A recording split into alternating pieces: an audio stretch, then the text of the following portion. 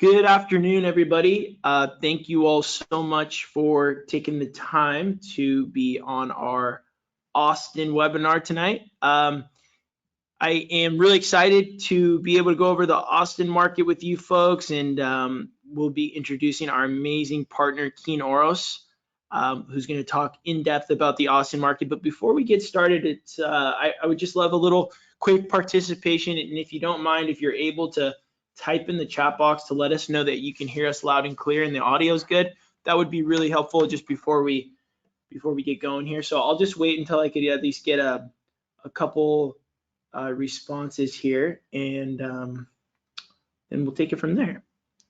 So let's see. Looks like I'm getting a few here. Cool. Great. Awesome, guys. Well, again, thank you everybody so much for taking the time to be on our webinar. You know, it's always really exciting to be able to cover, you know, specific markets, especially Texas. Texas is a place I recently visited. So I went out and visited Texas and saw the team a few weeks ago, and it was an amazing trip. Honestly, one of my biggest takeaways from that trip was just the amount of growth and development that's happening down there, specifically, you know, in Austin. Austin has been a hot market for many years, and you know, I do see some really good opportunities on the horizon for investors who have been considering this market. So yeah, we'll kind of dive into those a little bit more. A little bit more about myself. I'd like to introduce my name is Vince Tomich. I am an advisor here at Marshall Reddick, and you know, my primary role as an advisor is to learn as much as I can about each individual investor and help guide you through the investment process. So I was born and raised here in Southern California, and I've been in the real estate industry now for just over 8 years.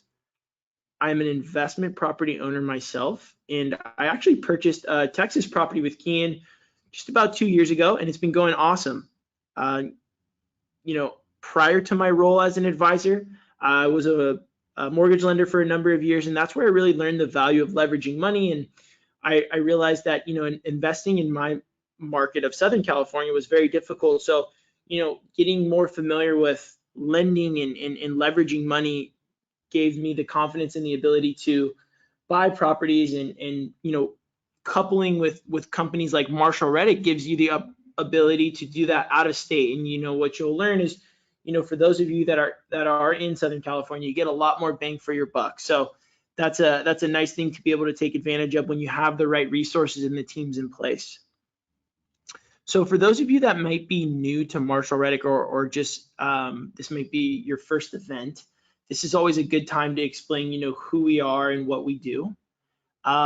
So basically, we have 4 services, I would say, that we focus on. So we have our real estate brokerage, we have our property management, we have our private lending, and then we have our investment funds. So I'll break down these in a little bit more detail. So for our real estate brokerage, we help people buy and sell, right? Whether it's a primary residence or investment property.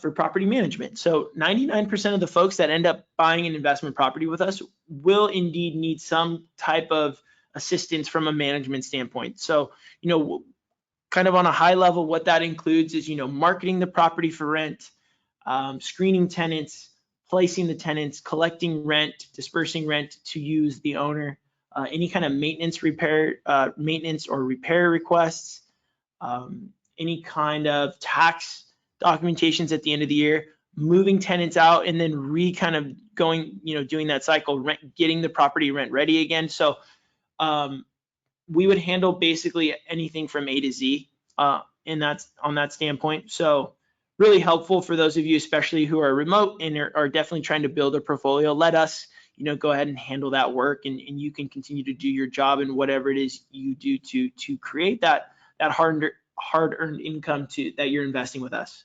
Our third service is private money lending. So A good way to describe this is it's not like your conventional style loan where it's more specific on guidelines. Our private lending is more for individuals who may be doing like fix and flips on homes. Maybe you don't qualify for conventional because you have more than 10 finance properties. You may need a private money loan. Maybe you're using your self-directed retirement account. These are all examples of individuals who borrow money from us, right? So, you know, we have a full dedicated underwriting team that helps underwrite these loans and put them, you know, get them set up, and they, you know, that stretches across the country. So that's a little bit about the borrowing side. The next line item there is the investment fund. So on the flip side to borrowing money through our private lending, we give our investors the opportunity to lend money. So you can be the bank, you can be a lender on a specific deal or in our fund. So the difference is, you know, when you want to lend money directly, you're literally funding one loan. You are going to fund one project in one person. In our investment fund, you have the ability to, you know, be able to spread that capital that you're going to invest amongst, you know, hundreds of loans that are in our fund. So it's a really nice way to kind of offset real estate right now. I will dive into some specific numbers, but what you'll notice is the cash flows are a little bit more compressed, right? Given the interest rate environment, it's a little harder to make cash flow. So for those of you that are really focused on cash flow, you know, lending money is a good avenue or something to consider.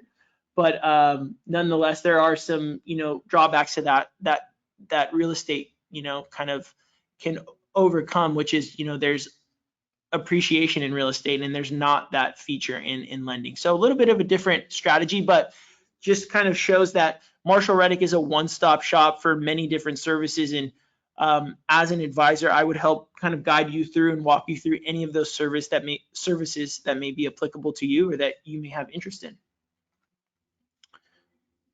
So as we move along here, let's see.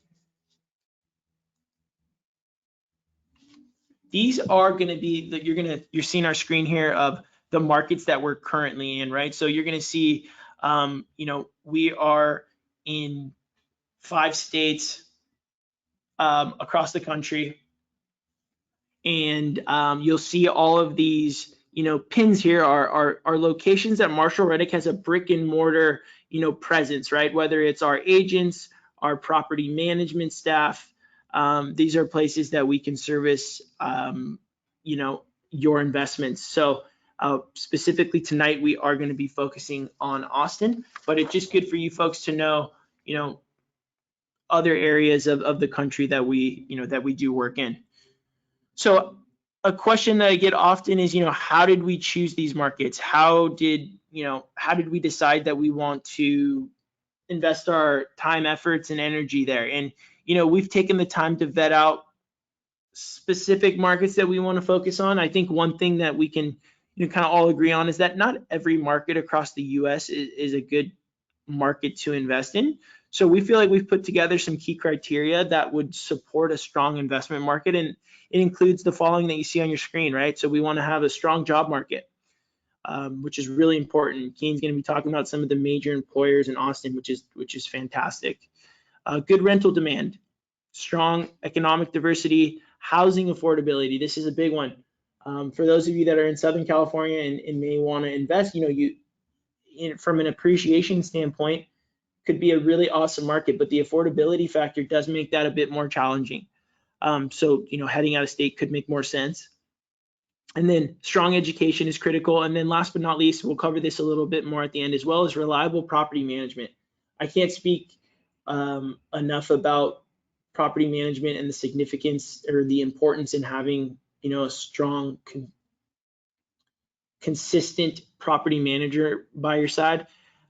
So that's just, you know, these are the factors that we really focus on when we're determining the markets that we want to be in. Speaking of property management, here's just a quick snippet of our property management services. There's some fees associated there towards the bottom that you can see, depending on if it's a single family to, you know, a 30 unit plus, right? So you'll see that the monthly management fee starts at about 8% and it tapers down depending on the number of units. But I think ultimately, what does property management do? That's kind of the nuts and bolts of this question. And there's a couple of key things that I want to point out. One of them being rental laws. So each state, even sometimes cities, have different laws that protect tenants, and knowing those is really critical. And it's on us as a property manager to be able to service and to be able to keep up with those laws and keep you protected. Also, just issuing proper disclosures, making sure all of the forms are being filed correctly, and then ultimately keep you out of court, right? We don't want to ever find you in a situation where there's a tenant taking action, and ultimately management is a good middleman to ensure that there is a separation between the owner and the tenant and that protection. So, and some of the things that set us apart from a management standpoint is, we like to say we only make money when you make money. So we don't charge rent, or we don't charge a management fee during vacancy. We also use all of our outside vendors for the work. So there's no in-house maintenance, and that may seem like a kind of a confusing thing, but the idea is we don't want to benefit or profit from repairs that you may face, and you will, right? Owning property is going to come with maintenance, and vacancy, and ultimately it's better that if we just subcontract out all of that work so that you can get quotes directly from our vendors and make sure that they're priced accordingly, and we can ensure they do a good job. So yeah, that's a little bit more about our property management services. Again, any of this stuff that you guys have questions on, I will be doing follow-up calls and we can dive into deeper, but I think it's time to turn it over to the man of the hour, Keane Oros. Keane, I've worked with for many years. He's an awesome agent in Texas, a wealth of knowledge. You can see some of his stats here. I'll let him introduce himself, but Keane has just been an awesome resource for me to work with and for many of the clients that we have together. So I'll turn it over to Keane to take it from here. Thank you, Vince. Yeah, and thank you guys for showing up this evening. We're excited to talk through this market. I work in pretty much all of Central Texas, which is both Austin Metropolitan and San Antonio Metropolitan, and even doing some work in helping our new Houston office as well. So I'm kind of situated all over the place in Texas, but I have main roots primarily in my personal life to Central, and that's where I've lived, that's where I live now, and that's where I own. I've been a realtor since 2017, so that's about 6 years now, and I have my broker's license in Texas. I started out leasing properties at Marshall Reddick, and when we were first getting started here, that was really my main role, and that's how I really got to know intricate details about what properties performed better, which ones had higher increases for rent, kind of what type of tenant you would see in different areas, the demographics, and eventually that kind of led me into sales over time, and naturally that's what I've been doing the last several years, probably about three and a half years now. I've just been situated in doing investment sales, and that's really all I do. I don't do primary sales. I have a team in all three markets that we do. So that's really my main focus. And you could see a few of the sales I've done the last few years. I think this is a little bit outdated, but this year so far we've already done around, I think we just reached close to 60 sales, across both Houston, Austin, and San Antonio. So we've been keeping very busy this year, and we have a lot of clients in different markets, different things that we're helping people with, whether they're new, established, sellers, buyers, all things investment. This is our team. So we have two main offices, and then we have two remote offices. So these are our main offices in San Antonio and New Braunfels. We'll get into New Braunfels, but New Braunfels is, about 45 minutes south of Austin. And San Antonio, of course, is about, closer to an hour. This area of San Antonio, I would say, is about an hour and 20 minutes away from Austin. And then we do have a remote office in Austin and a remote office in Houston. So we're a big growing team. When I started, it was really just three of us. So to see it grow in such a, I guess in retrospect, short amount of time, it's great. It's good to know that at least you're with a team that can keep up with growth. And, if you're one of these investors that want to expand your portfolio, we can help you with that. And we're able to keep up with that growth. So why Texas and why Central Texas? I know Vince went over this a little bit. In terms of some stats real quick, Texas is second biggest population-wise in our country, second to where a lot of you guys are situated in California. It's a very landlord-friendly state here as opposed to California, so a lot of the laws are situated statewide to make it easier to collect rents, to evict tenants, do with the investment as you please in terms of if you want to short-term, long-term, if you want to do a corporate rental, if you do want to kick, a tenant out after their lease is expired, just because now you maybe want to live in it. There's just more flexibility in our state for that, where, in California and some, other states throughout the country, it is more of a process to invest and to maintain investments. Out of all of our investment markets, one interesting thing was COVID. Gave us a really good look at how these different markets would react in, a catastrophe. And Central Texas did really good, and a lot of that is the workforce here.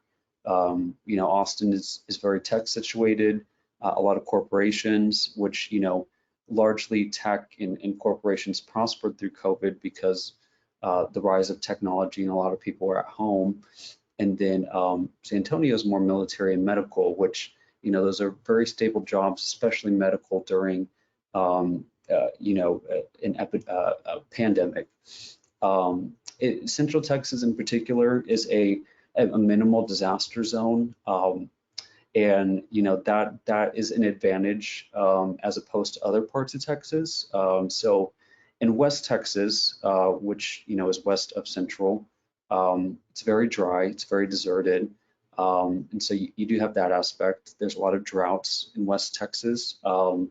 In North Texas, especially North Dallas, you do get tornadoes that happen pretty frequently. And then, of course, in Houston, in the Gulf, and Galveston, largely, especially during, I think we're just getting into an El Nino cycle, which is going to be more aggressive for storms that Houston gets and the Gulf gets because of that weather pattern. But that area that is east of us, closer to the Gulf, does get affected in that way, and that's why in Houston, premiums, especially insurance-wise, are a lot crazier in addition to property taxes. So that all eats that money that you could potentially be making.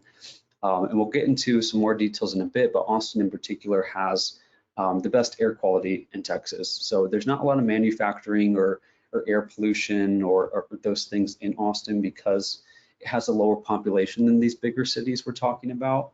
And also, again, its Job Corps largely doesn't have it doing as much industrial manufacturing as some of these other cities that we're talking about. So some unique things for Austin and in Central Texas in particular. So these are our area maps for how many properties we manage. And for a lot of these, there's clusters of several pins on top of each other. So it's much more than it even actually looks like for all three of these areas. But you can see Austin, definitely our lowest amount of properties. I think we're around the realm of 200 to 300 units in Austin that we manage. And most of that oftentimes is just the investor preference, especially investors who are new to this. It's become harder to invest in Austin. It's the most expensive major metropolitan of the state of Texas. For that reason, usually you're coming into some negatives starting off. So sometimes that's not immediately what people want. The education that's out there on a lot of real estate investing usually is more pitching people to a cash flow heavy method, which is hard to make work in Austin. So we'll talk more about, of course, what the strategy is for investing in Austin, say, as opposed to a San Antonio. But for a lot of early and starter investors, the preference is to have a more kind of even set investment or positive cash flow investment. That's going to be easier to do and more affordable markets, but there is, you know, a clear and obvious upside to these higher end markets that we'll get more into. So why Austin? It was ranked #1 place to live by US News. As far as jobs, and we'll get into some more specifics, it's 8th place in terms of business and careers. It has an A rating on niche for both public schools, family life, nightlife, diversity. And that rivals really well as compared to some of the other major cities. Again, Dallas, Fort Worth, Houston, and San Antonio don't have that rating. Usually in either, you know, one of the categories, maybe it can slip to B or C class for a certain thing. But Austin is a very well-rounded city. It has, you know, the good school districts for public schools. There's a lot of resources for families, things for all age groups. I think more of what people know Austin-wise is, you know, what's fun to do for adults, but there is a lot of things for the kids as well. Nightlife, of course, is great. The culture is what brings a lot of people in. You know, they have ACL. I was just talking to Vince that, you know, I'm trying to get to finally go for the first time to South by Southwest for as many years as I've been here. I've never been, but it's funny to have, you know, with it on my radar, and I have friends who live in Austin who have gone. It's gotten so much bigger over the years, where it really rivals with other festivals that nationally that are on the radar. Now you have big stars and big artists going to these things, to where that really wasn't the case a few years back. Music scene as well. Austin, second to none, earning the nickname of live music capital of the world, kind of has a lot of, you know, another similar kind of premium market that we deal a lot with is Nashville. So there's a lot of kind of similarities between the cities, both in kind of, you know, their appeal and their culture, but also kind of their price points as well. Another few things, you know, in a general sense is, you know, the weather here, and getting into more of like the, you know, the things that happen, say in Houston and Dallas. We don't see that as much here. Dallas, you know, you even get some snow. Houston, we have an agent out there. I have my sister who lives in Houston. It rains all throughout the year. So we see a lot more sunshine here. And I think that what draws a lot of people in, especially from California, because you guys have a lot better weather. It's in terms of what's to compare in other cities, it's definitely more in line with maybe what you're used to. It definitely gets hot, but you know, we do get more sunshine, I'd say, here than in some of these other areas in other parts of Texas.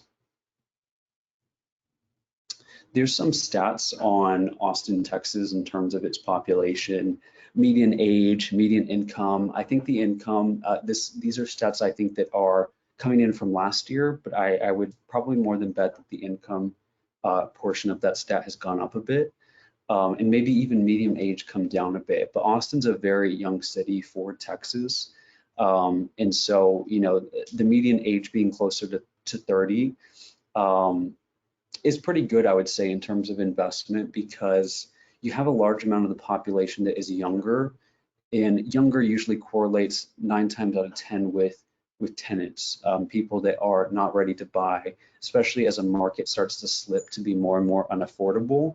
Those people start to fall into the tenant category, you know, like in markets like San Francisco and Los Angeles. It's even if you're a high income earner that's, you know, making the above average, which can be anywhere between 100 and 150, still for someone, you know, younger, maybe even with college debt, it may not be realistic for them to own in these markets, which if, you know, you're relating it to a New York or a Miami or a San Francisco, it's still more affordable than that. But for local people who live here, it's not. So it's good in terms of an investor coming in from the outside in to purchase here, because it is more obtainable. And you know that you have a large kind of rental class here because of that stat. And population-wise, people will be interested to know that Austin, Texas is actually the smallest city of the big four. So if you looked kind of out if you zoomed out a little bit at the state of Texas, Austin, it kind of forms a triangle with these major cities: Houston, Dallas, Austin, San Antonio, and Austin's number 4 to that, looping in Fort Worth too, as a major city. Austin actually has the one of the smaller populations. I think as San Antonio and Austin start to grow together, that becoming kind of a bigger metropolitan all in one, that would start to develop to be one of the biggest areas of Texas, population wise. So I think that's definitely what we're on trend to see. We definitely saw that with Dallas and Fort Worth over the last 20 years, and those are cities that are a little bit closer, but just some fun facts. And Kian, just to add to that, I think that's so valuable, what you just said about the growth from Austin to San Antonio. I think to have, two of the top 4 major cities being so close to each other, and then that growth, the outskirts of each of those cities growing into each other has definitely been very much what I've seen as well. And I think that it really opens the door for folks to get into some of these suburbs on the outskirts, because it's what's helping is there's a enormous city, less than an hour away, that's also kind of pushing value, vice versa. Values are being pushed from both sides. So I do feel like that, Central Texas region does have a lot of opportunity, especially from a long-term buy and hold standpoint. So really good point.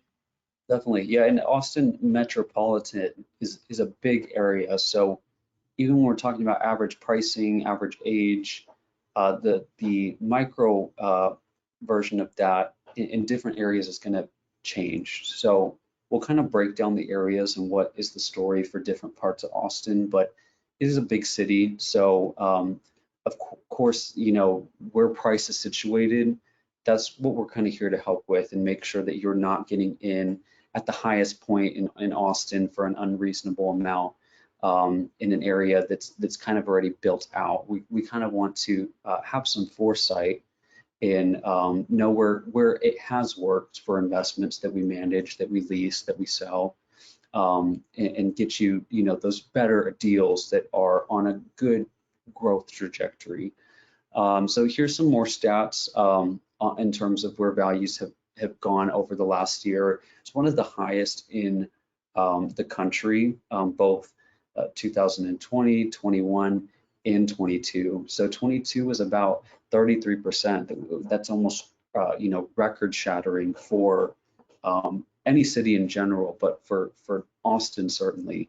And one of the funny things is that as we kind of went through this mini recession, with rates over the winter, it was more situated in a seller market then, and a lot of that was because rates were starting to get to a point of 7%, and that was spooking a lot of people. Austin was kind of the first to fall, and a lot of these premium markets, and again I would label premium as kind of like a Austin, Nashville, Miami, that are kind of second to the main Los Angeles, New York, San Francisco.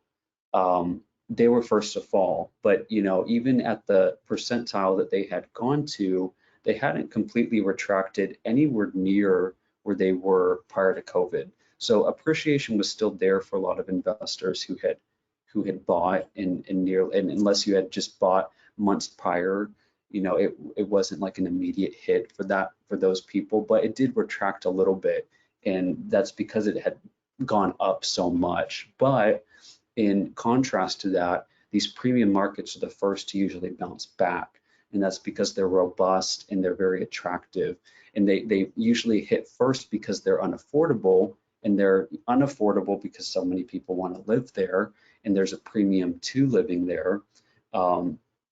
And with recessions, people are usually looking to make more reasonable choices with their money. So maybe they'll second think Central Austin and start to go to outskirts or even submarkets like San Antonio and New Braunfels. So that's why usually immediately when there's more of the low periods in real estate, areas like Austin would get hit first. But as things pick up, their preference is always these more premium metropolitans, which largely is, for Texas, Austin. And here's some stats over, the last, this is 20 years, 25 years or so, aside from last year for real estate appreciation in Austin. So you always want to look at this for any market you're considering, whether it's, a submarket of Texas or submarket of Tennessee, Kentucky, North Carolina, whatever it may be. Austin really outperforms. I mean, in all the charts, if you're looking at all the markets we're in, this one's probably the best for appreciation, because even in the years where, we had recessions, it really just kind of broke even for the year. So that means if you're a long-term holder in real estate, we're talking, 10 years plus, that, even at worst case, and I was just saying this to like this mini recession that we were in a few months back, even if you had bought right at what I guess that height was, beyond that maybe year of just kind of net neutral appreciation, if you're going to hold 10 years, the data shows that you're going to bounce back pretty quickly. So there is a obvious like buy-in that is more expensive with Austin, but is a safer bet because of its infrastructure, because of some other factors. I'll kind of allude to what I'll bring up in a future slide, is that it's labeled the smartest city. And this is nationally, it's being labeled the smartest city for its tech advantages, for its air quality, for its kind of investment in green energy. It's rivaling and looking to surpass that of a Bay Area index of where they're rated by 2030. So, a lot of people's argument always for Texas has been, despite the fact that it is growing closer to the size of California, and it's, a big state, that it just doesn't have that job core. It doesn't have those things, whether it be entertainment, whether it be green energy, technology, startups. There's things that just felt exclusive for California for so long.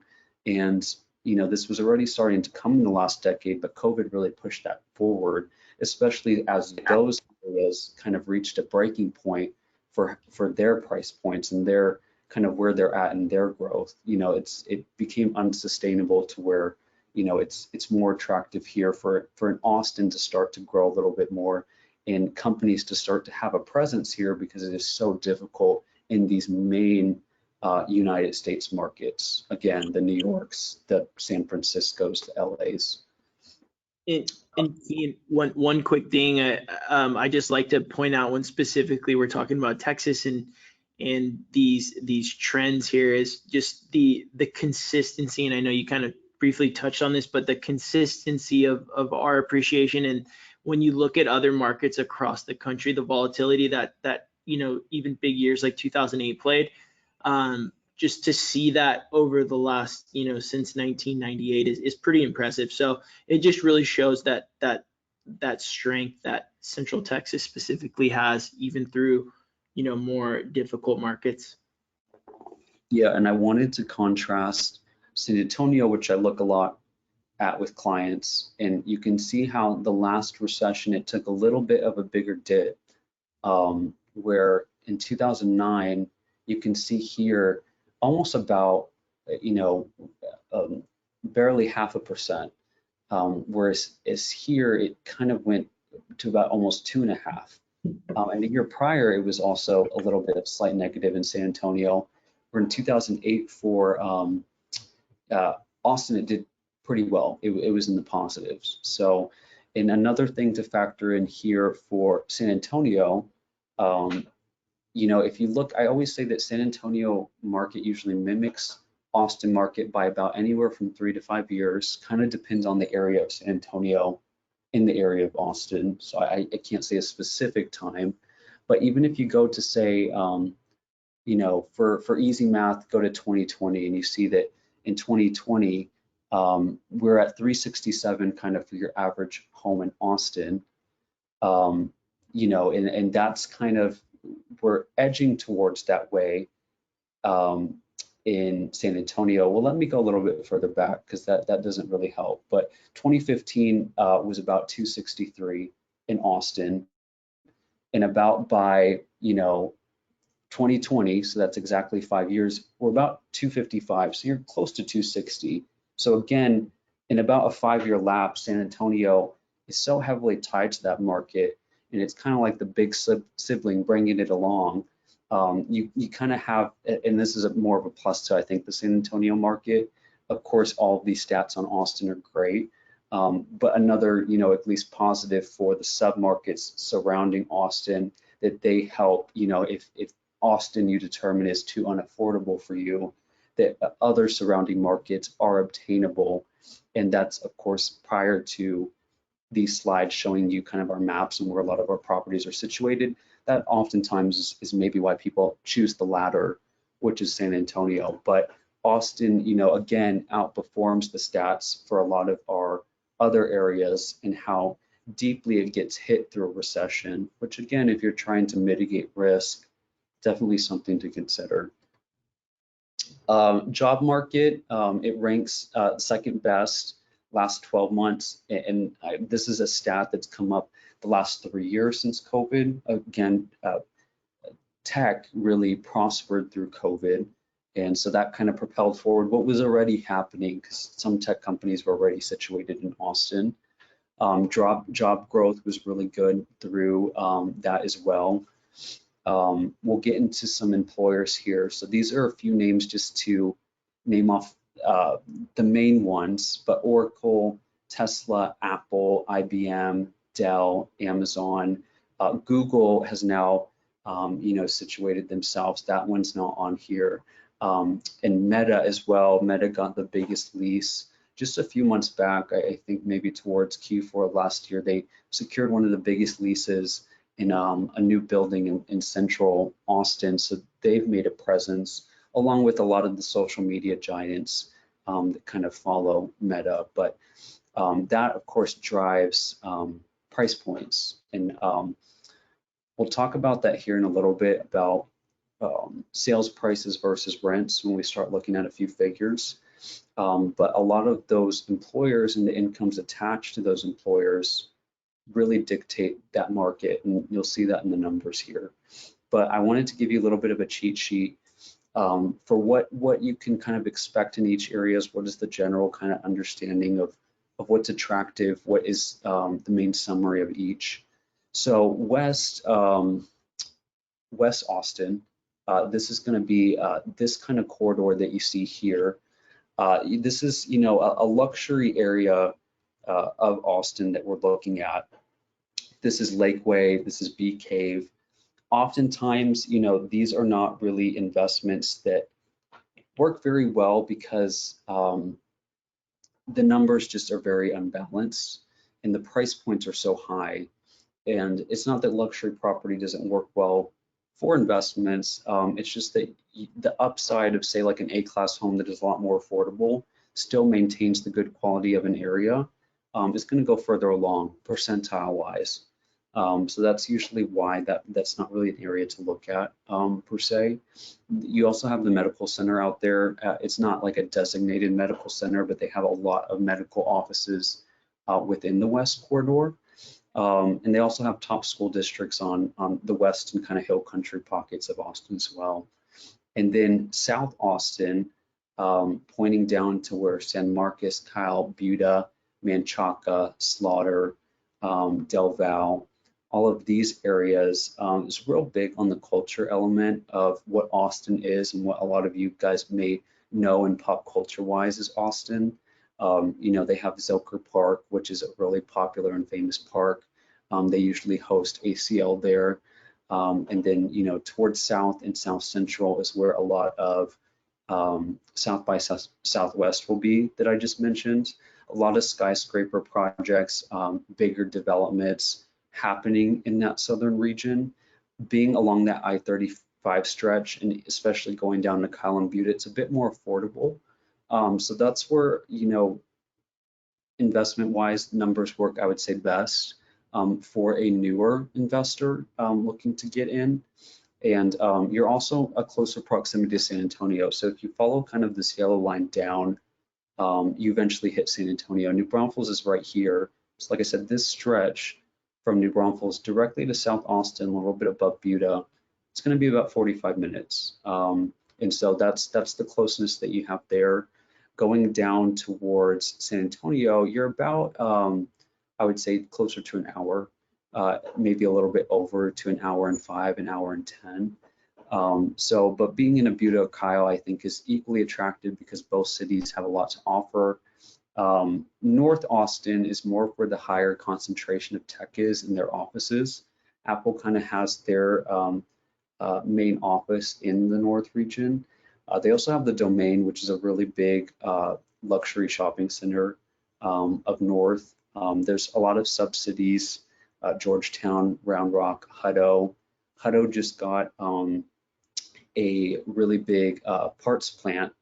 I believe this was with Samsung or Sony, but it was for chips. So that was big for Hutto, that they're building one of the largest that's going to be in the state. And of course, we kind of have been having, a chip shortage, so to speak. So that's something that's coming in there. And there's a lot of older inventory from the North region. I think that's historically kind of where a lot of Austin inventory started. Going out more towards Georgetown, Round Rock, you'll start to see newer construction, but for a little bit below that in Brushy Creek and Crestview, it's definitely older homes, and they can get very pricey. So you're talking even for your average 3.2, getting upwards to 750 to 800 for what's considered Northern Austin.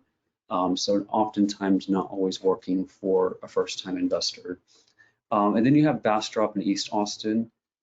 This is a little bit more affordable than South. It's a little, of course, off the path of any highway, so it's what I would consider to be more rural. This is Elgin, this is Bastrop, Del Val a little bit. More manufacturing in this area. Land is more affordable because it's a rural part of Austin. This is where Tesla had originally moved their big plant to. Tesla and Circuit of the Americas, which is a big racetrack, and they also have an amphitheater out there.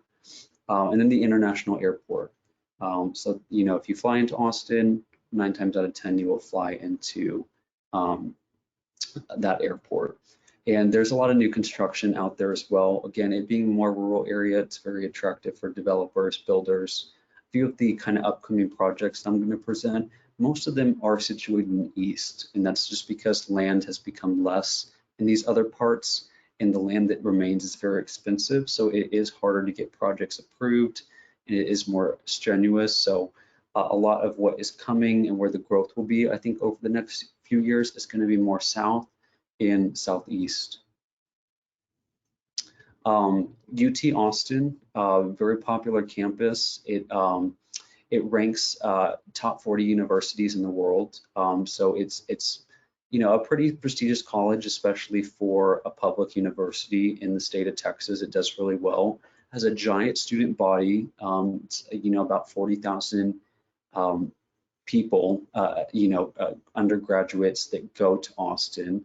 And that's situated in Central. So that's close to, where downtown and the capital is in Austin. Employs about 24,000 faculty, staff, and professors. So again, it's a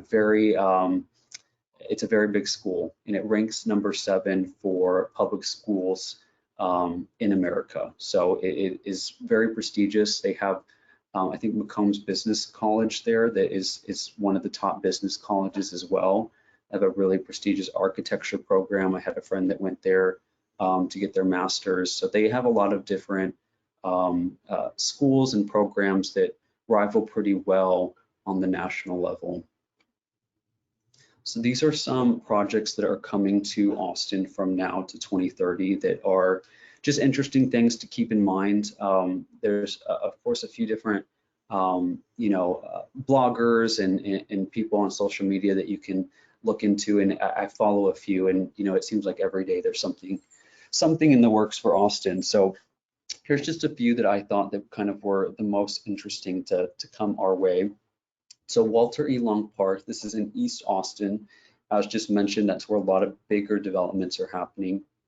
They're getting an $80 million renovation. They're going to have a water park, a splash pad, amphitheater. They want to rival a little bit more with Zilker Park. So, you know, again, that's in South and that's already pretty built out at this point. So a really interesting thing that's going to take place here over the next kind of 4 to 5 years is what they're expecting. I mentioned this earlier as well. Austin was rated the smartest city in the country. It's a designation, I guess, that's given on a few criteria that they grade based on kind of its tech presence, green energy, air quality, development, construction, etc. So it got the smartest for 2022. I guess they rate a few cities based on that criteria, and it's said that it could possibly even surpass Bay Area in terms of green energy investments and air quality by 2030. So something interesting. And then this is Bastrop. This is also east. This is way further east. They have a $40 million studio that just got approved by the city. Of course, Bastrop is a more rural town. It's not huge. And so it was a little bit of gripe, I think, to get locals to get on board with this, but it got approved a few months ago, and they should be done, I think, by 2024-25, but it's going to be a huge $40 million studio. It will be one of the biggest ones in Texas. And of course, they'll have, you know, these studios already are, I think, kind of pre-leased to all these different streaming services and studios like Netflix and Hulu, I think was a few names that were in a few of the articles. And then I wanted to go through some property picks and go through some numbers of investments I've sold recently, investments, pocket listings, so sellers that we either, you know, have on the market right now or may have coming, along with, you know, some ones that are just officially on the market through a different broker. So we'll go through a few examples here to end off. This was one that we recently had sold, and this was a 2019 in Buda. This one was $410,000. So that's kind of what you can expect for South Austin for what I would describe as an A-class home. So this is a house that's 3-side brick, has a ton of character. It was a corner lot, so it was on a bigger lot in that neighborhood. And then they had, and it was a 1/4 of an acre lot, so a lot of space, especially for that area of Austin. This is in the Sunfield community, which is a big master plan community. And they have like a huge pool, splash pad, community center. So the whole 9 yards. It's a very attractive area to invest in. These are kind of the numbers of what you can expect on how this investment performed. I think the interest rate was a little bit lower, so that was one thing that I had to kind of guess at for what that particular client got. But this investment was about out of pocket $135. So that is on the higher end, especially for a single family. But again, the mentality of Austin is kind of the strongholds for how that area performs as opposed to some other markets that you can invest in. So even, you know, through the shakiness of the last few months in the market, this has really stayed at value for where, you know, sales wise it could be, as opposed to some areas that have kind of dipped a little bit more. When you're looking at the cash flow of this, so I'll briefly break this down. This kind of box right here, these are all your fixed expenses on the home. So that amounts to a total with your mortgage payment, taxes, all these things, it comes to about $2,346. When we deduct that from where the rents are going to be, for this one, you're about negative almost $200. And this few things that you see, maintenance, vacancy, leasing, these are extra costs, and we call them variable expenses. We call them that because it kind of varies. That's, you know, it could happen, it couldn't happen. I would always say that the better the quality of the property, the less likelihood that these things will occur or that you will have to save more for these costs, and their maintenance, vacancy, and leasing. So of course, if it goes vacant, you're gonna have to release the home. You would have to pay us or any property manager to release it.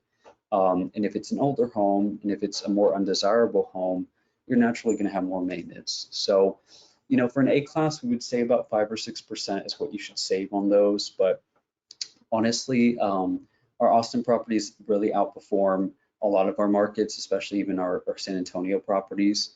So 5 or 6% is even really conservative to that. Especially the last 2 years, our renewal rate has been very high. So we've seen more times than not, it's been about close to about 65 to 70% of the time tenants are renewing, especially for A-class single family homes. That's more true.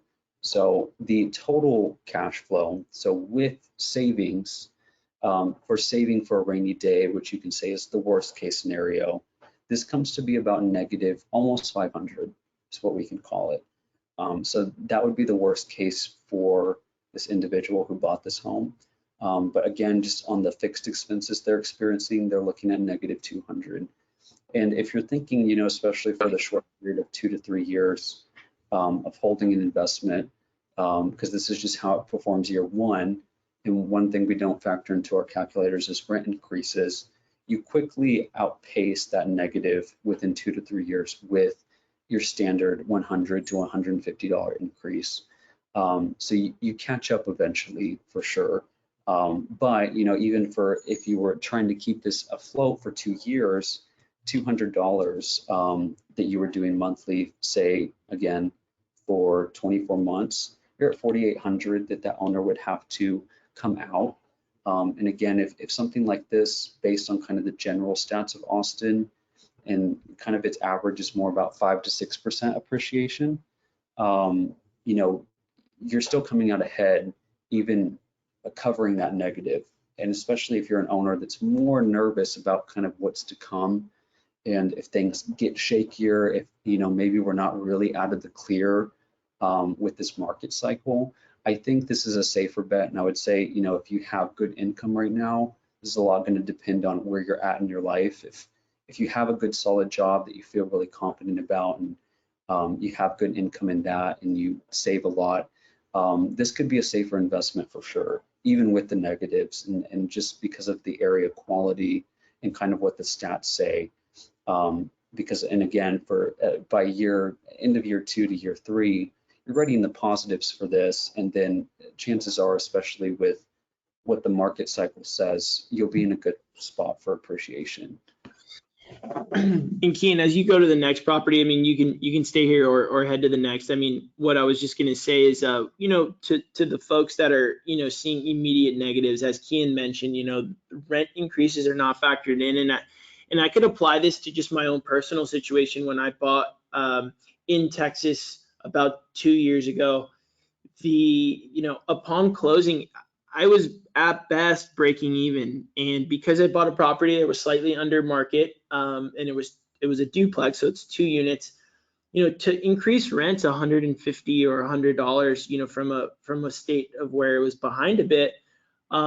Neither of that's what I did. I bumped it about 150, and neither tenant moved. Everyone was okay, and all of a sudden it goes from breaking even to $300, right? Because $150 a door.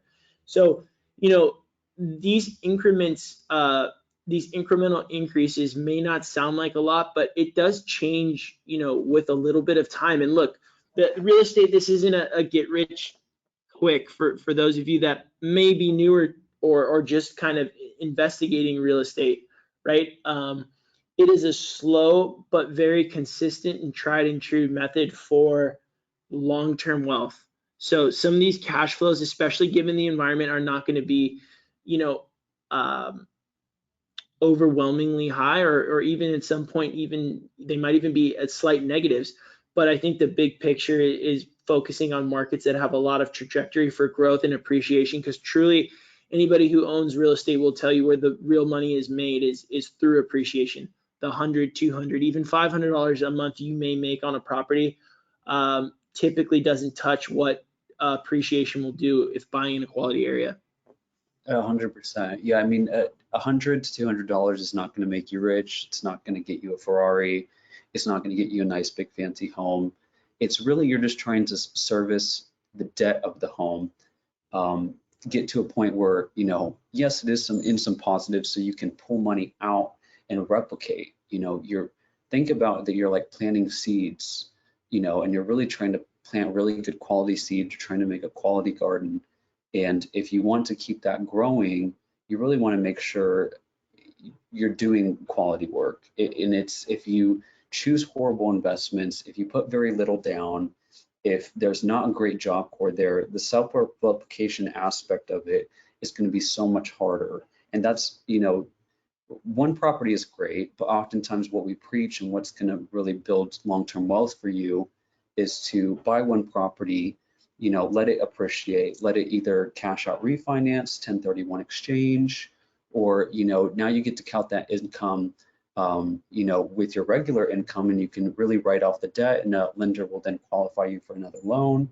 And you carry on that process to where, you know, if your income's good now, you know, if you can afford $50,000 to $100,000 a year, that you can continue to replicate that process.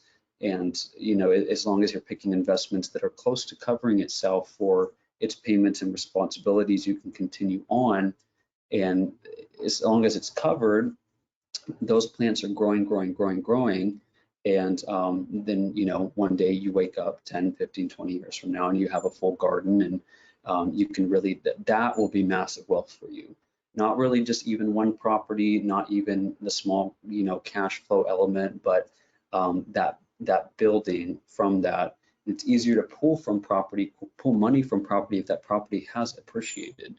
You know, so when people really go cheap in terms of area, there's not going to be anything to pull from, or not as much to pull from there, so to speak, in 2 to 3 years if you sacrifice that element.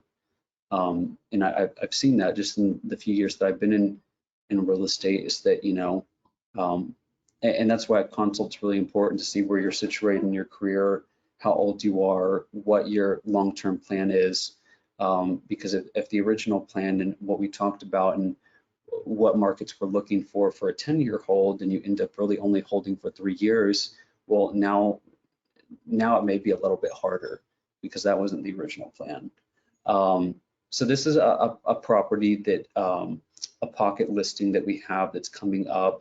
Numbers look a lot better than the last one we just looked at, and this is North Austin. This one is a little bit older, so this is 2007, and it is what we call B class, so a little bit more on the maintenance aspect, and you'll see that ratio goes up a bit.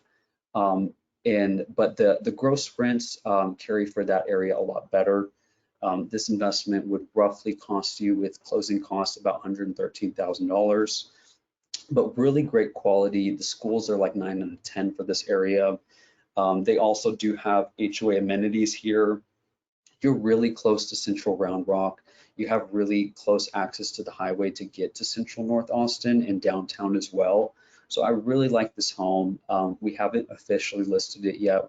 We just got photography done, so this is a little bit of an early catch. But this one's just -158, which again, for setting expectations for A and B class areas of Austin at 30% down, that's really kind of a good number.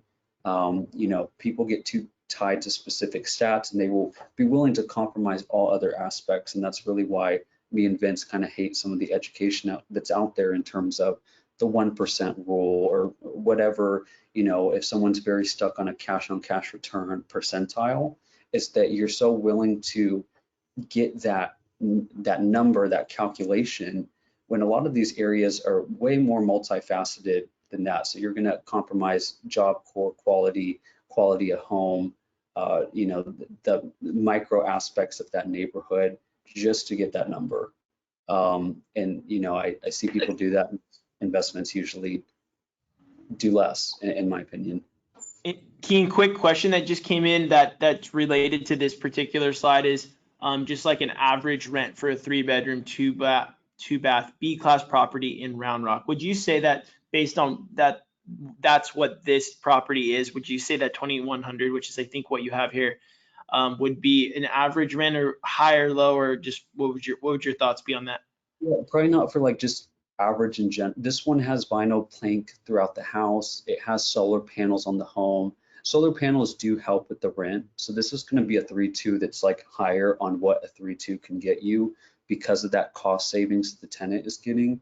And then 2, again, this one's pretty renovated nicely. So it is on the higher end of what a 3.2 B class would get you.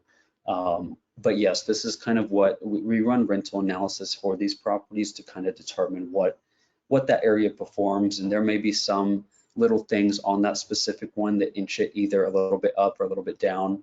But this one having some of those features definitely help it for sure. Awesome. This is another one that we have. This is a fourplex. So we do get multifamily in Austin. I would say it's a little bit less than what you see even in a San Antonio or New Braunfels. And that's just because usually a lot of these developed cities maybe become a little bit more, they, what's the word they call it? They say NIMBY, not in my backyard. So, you know, anything that is deemed affordable housing or multifamily or apartments gets a little bit harder to get approved. This one's older though, and this is right next to Zilker Park. So it's a beautiful area. And the good thing about this fourplex is it's mixed use. So you have the ability to use it in a commercial sense if you wanted to do short-term rentals. And Austin's a little bit stricter. So in core Austin, you know, not like say if you're in Pflugerville, but Austin, city of Austin, you do have to have a permit for short-term. And they do want you to usually have to be in an area that is, it's recommended to be in, say, an area that's coded mixed use. So this has that. It's really on the edge of a main street that has restaurants, that has boutiques, that has thrift stores, and within 5 minutes you're at Zilker Park. So it's just a great investment opportunity. These are the numbers as it stands for short-term rents and what the owner has rents at in that regard.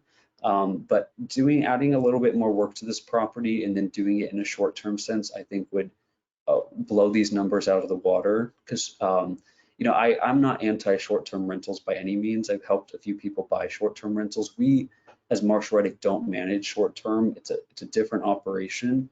My only gripe with short-term is that not every property can be a short-term rental. And there's properties that are very situated in their characteristics, their proximity, their styling to be that and to maximize that method.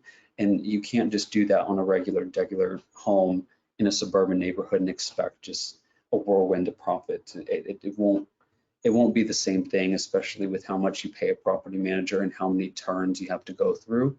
But for a certain characteristic property, it works very well.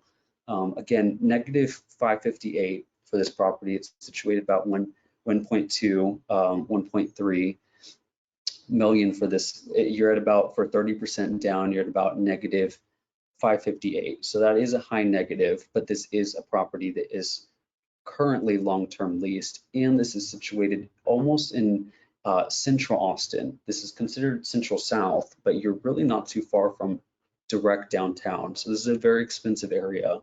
And it's already pretty renovated, but you know, there's definitely a little bit more you can put into it. So this is something that hasn't hit the market yet, but we have an owner looking and pricing these out currently. So this is something that could be coming down the ladder in a really unique investment for sure. So we do get those multifamily, newer multifamilies a little bit harder to find in Austin, but these kind of gems come up from time to time. And then we do have this last one. This is a newer one in Buda.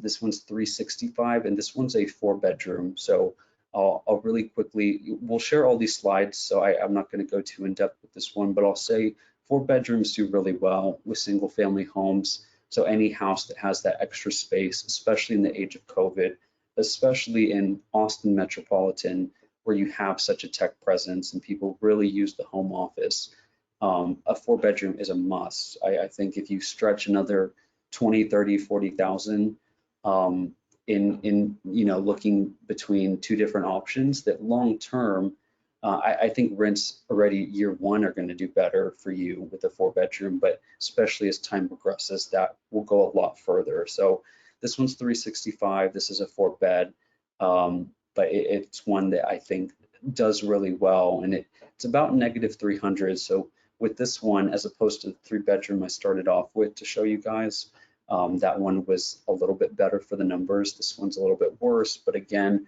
I think you bounce back in the renewal period, and those rent increases faster with a 4-bedroom than a 3-bedroom. So I think you get yourself out of that negative actually a little bit quicker. So that's it for property picks. Like I said, we'll be sharing the slides with you guys and those investments. And Vince is going to take over from here. But of course, if you want to connect any further, Vince will be reaching out after this webinar. And hopefully, if you're looking in this market, I look forward to speaking to some of you guys.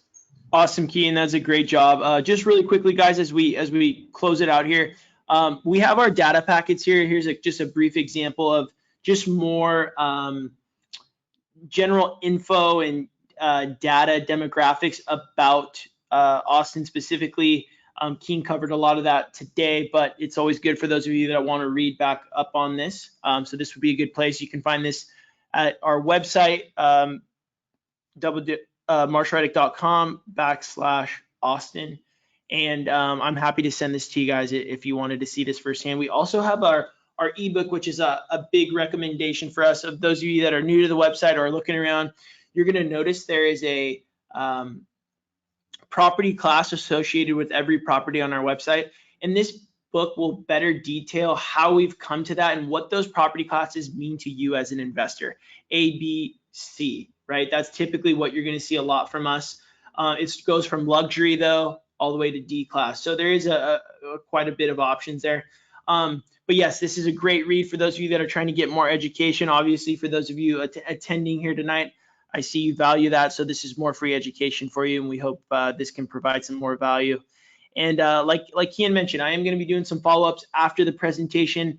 And ultimately, it's to figure out the who, what, when, where, and why, right? So my follow-up call could be as much as, hey, I was just checking in to see what it was all about. Thanks so much. Or, hey, I wanted to learn more specifically about Austin and get pre-approved and start shopping, and however that conversation goes, right? And it could be, one day, or it could be something that lasts for, a year. So it's just, we want to provide value, however that may be. So that's what I'm trying to find out, is what can we do to help add value. But yeah, this is kind of what that call would look like. And, I will be doing those tomorrow and through the week. If any of you are interested in just reaching out to me direct, here's my contact information. I'm happy to share Kean's info. You will be getting a recording of this presentation. So yeah, we are so grateful to have everybody join this afternoon. And I wanted to thank Kean again for the awesome presentation. There was a lot of great info there, and we value, your input and your time. So thank you guys so much, and I look forward to connecting with everybody soon. Take care, everyone.